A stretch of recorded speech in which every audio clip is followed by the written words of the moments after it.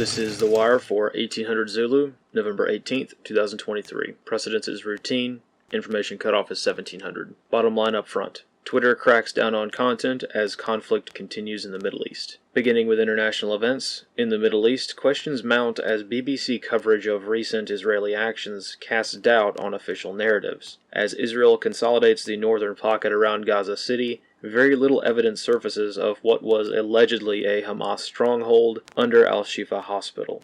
Analysts comment. Hamas almost certainly uses every subterranean structure in Gaza to some degree. Mainstream media reporting has indicated that this degree is somewhat overstated by Israeli forces. Finding approximately 10 rifles does seem to confirm Hamas' presence, but this is not evidence of what is supposed to be a major stronghold. Of course, the grand question remains: how much equipment is being moved prior to Israeli forces overrunning Hamas positions? At this time, this cannot be known. However, most counterinsurgency doctrine indicates that the withdrawal of equipment is probably unlikely, as most militants tend to emplace weapons in caches, moving between each cache unarmed. This would mean that if Hamas used a location, there would likely be substantial evidence of it. However, the lack of clarity of the situation on the ground is likely playing a factor as well. For every known coined tactic, there is an alternative opinion. For instance, the IDF has only identified a few rocket launch sites, yet we know Hamas uses these munitions as their main ranged weapons. On the home front in the United States, pro-Palestine protests begin to increase in severity. The DNC headquarters in Washington, D.C. was targeted by demonstrators, along with many key landmarks around the city. Public transportation services have consistently been disrupted due to demonstrations in many major U.S. cities.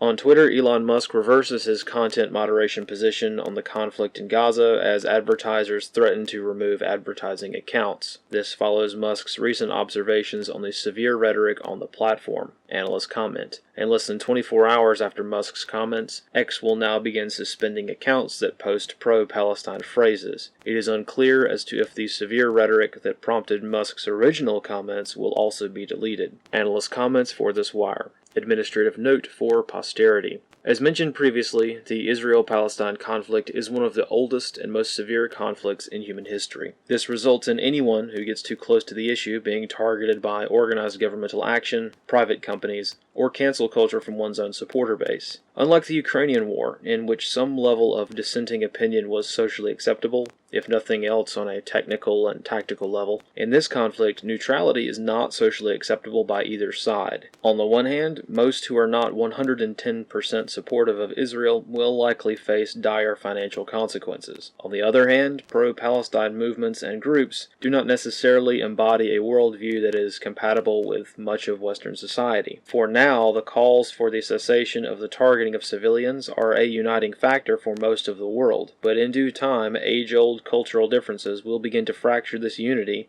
and result in more conflicts than before. As such, most journalistic content regarding this conflict has never been more carefully worded. This will likely result in future coverage of the Gaza war, more specifically the information war, being watered down or slowing, as the risks of sharing information unfortunately outweigh the necessity of sharing the whole truth. After several years of people losing their jobs for doing what they believe is right, with very few people willing to support such endeavors, in the long run, the coverage of the most intensely vitriolic topic in human history is not something to be taken lightly. This concludes The Wire for 1800 Zulu, November 18th, 2023.